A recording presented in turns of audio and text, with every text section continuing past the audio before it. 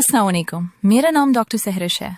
आपका नाम क्या है? मेरा नाम खदीजा है और मेरी उम्र 24 साल है। जी, किस तकलीफ के साथ आए हैं आप? डॉक्टर, मुझे अक्सर मोशन या कभी कब्ज रहता है और पेट में दर्द रहता है और ये मसला 4 साल से है।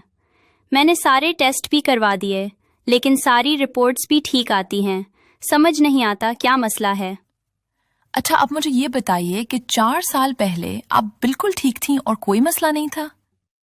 जी डॉक्टर साहिबा, क्या लूज मोशन रोजाना होते हैं या कभी कभी होते हैं? कभी कभी होते हैं। जब स्टू पास करते हैं तो जोर लगाना पड़ता है या दर्द के साथ होता है? जी नहीं। दर्द कैसा होता है? मरोड़ जैसा, जलन या तेज चुभन? मरोड़ जैसा होता है डॉक्टर। कभी कभी प्रेशर जैसा भी लगता है। ये दर्द कितनी देर रहता है?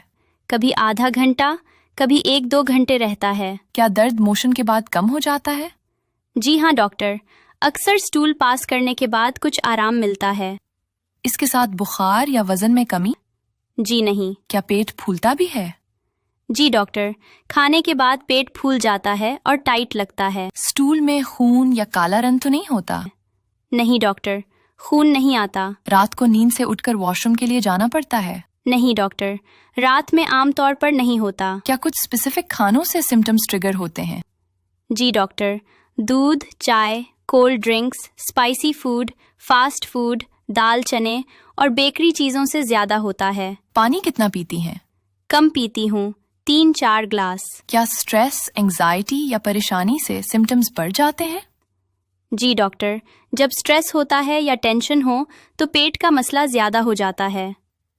खानदान में किसी को आंतों का कैंसर या पेट की बीमारी? जी नहीं। ऐसा होता है कि कोई खास खाना खाने से ये बढ़ जाता है, जैसे आटा वगैरह या बेकरी की चीजें खाने से? जी नहीं। आपकी रिपोर्ट्स नॉर्मल है, आंतों में कोई मुस्तकिल नुकसान नहीं है। ये एक बीमारी है जो जहनी दबाव, खाने और तर्ज जिंदगी से होती है और इसे IBS यानी इरिटेबल बाउल सिंड्रोम कहते हैं। इसमें आंतें ज्यादा सेंसिटिव हो जाती हैं। इस वजह से पेट में दर्द, गैस, फूलना, कभी कब्ज और कभी दस्त हो सकते हैं। अच्छी बात यह है कि ये आम तौर पर डेंजरस या कैंसर वाली बीमारी नहीं होती। ये क्रॉनिक कंडीशन हो सकती है, मतलब कभी कम कभी ज्यादा होती रहती है। लेकिन अच्छी बात यह है कि इसको बहुत हद तक कंट्रोल किया जा सकता है, डाइट, रूटीन और दवाइयों से। आपको कुछ चीजें नोट करनी होंगी जो सिम्टम्स बढ़ाती हैं, जैसे ऑयली, स्पाइसी फूड, चाय, कॉफी, कोल्ड ड्रिंक वगैरह खाना। वक्त पर खाएं और पानी का इस्तेमाल ज्यादा करें। वजन कम करें, हल्की फुल्की वर्जिश करें। वक्त पर सोएं, जहनी दबाव कम करें। सिगरेट नोशी तर्क करें। चन्ना, लोबिया, गोभी ये सब गैस बढ़ाते हैं, तो ये सारी चीजें ना लें।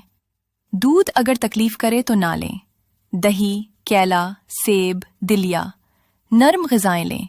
छोटे खाने 5-6 बार लें।